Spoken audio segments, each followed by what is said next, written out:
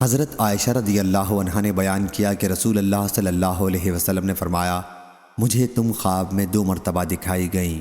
ایک شخص تمہیں ریشم کے ایک ٹکڑے میں اٹھائے لیا جا رہا تھا۔ اس نے مجھ سے کہا کہ یہ آپ کی بیوی ہیں، ان کے چہرے سے پردہ ہٹاؤ۔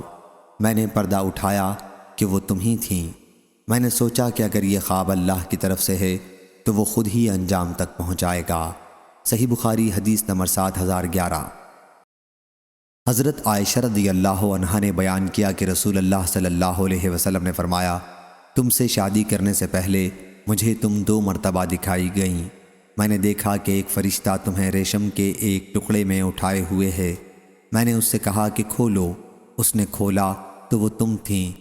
میں نے کہا کہ اگر یہ اللہ کے پاس سے ہے تو وہ خود ہی اسے انجام تک پہنچائے گا۔